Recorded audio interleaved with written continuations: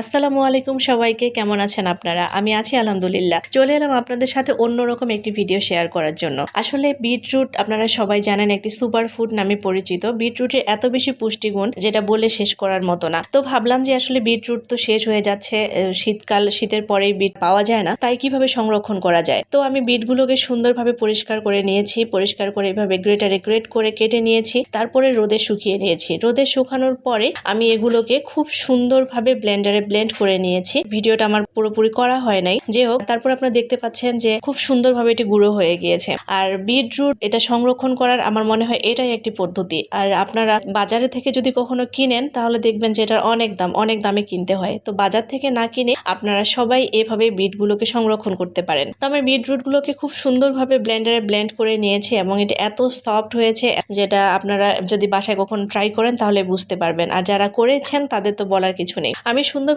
বিটরুটগুলোকে ব্লেন্ডারে ব্লেন্ড করার পরে একটা কাঁচের বয়ামে এইভাবে আমি সংরক্ষণের জন্য তুলে নিয়েছি। তো আসলে যেহেতু এটা অনেক বেশি একটা মূল্যবান জিনিস, এটা আমার কাছে মনে হয়, তাই আমি এটাকে একটুও নষ্ট করা যাবে না। আমি সেভাবে এটিকে সংরক্ষণ করব, সেভাবে আমি এটি নিয়ে নেব। তো আপনারা যদি আপনাদের হাতের কাছে কিংবা বাজারে যেখানে হোক না কেন বিটরুট যদি পেয়ে থাকেন, আমি বলবো যে আপনারা এইভাবে সংরক্ষণ করে রাখবেন। আর যাদের ফ্যাটি লিভারের সমস্যা তাদের জন্য এটি আসলে মহা ওষুধ। যাদের ব্লাডে কোলেস্টেরলের মাত্রা অনেক বেশি তাদের জন্য এটি অনেক অনেক অনেক উপকার। আর হচ্ছে এটার পুষ্টিগুণ বলে শেষ করার মতো না। এটার পুষ্টিগুণ অনেক অনেক অনেক বেশি। আপনারা নেটে সার্চ দিয়ে দেখবেন, গুগলে কিংবা ইউটিউবে সার্চ দিয়ে দেখবেন, তাহলে বুঝতে পারবেন যে আসলে এটি একটা মহা ওষুধ। তো আমি খুব সুন্দরভাবে এগুলোকে সবগুলোকে এভাবে সংরক্ষণ করার জন্য ঢেলে নিয়েছি। এক ফোঁটাও যেন নষ্ট না হয় সেদিকে আমি খেয়াল রেখেছি। তাই আমি একবারে ভালো মতো ঝাড়ে ঝুড়ে মুছে তারপরে বয়ামের মধ্যে এভাবে সংরক্ষণ করেছি।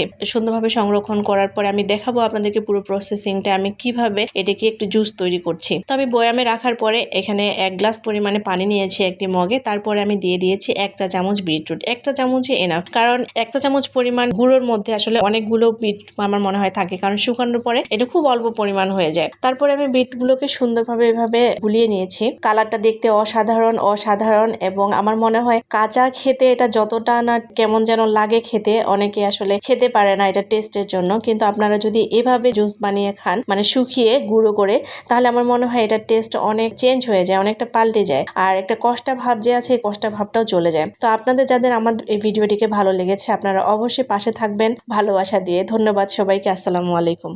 আর একটা কথা, প্রতিবারের মতো এবারও বলছি যে অবশ্যই লাইক, কমেন্ট, শেয়ার করে আমার পেজের সাথে থাকবেন। অবশ্যই আপনারা ফলো দিয়ে পাশে থাকবেন। সবার জন্য অনেক অনেক দোয়া, শুভকামনা এবং ভালোবাসা রইল। সবসময় সুস্থ থাকবেন, ভালো খাবার খাবেন, পুষ্টিকর খাবার খাবেন এবং দুশ্চিন্তামুক্ত থাকবেন। আল্লাহ হাফেজ।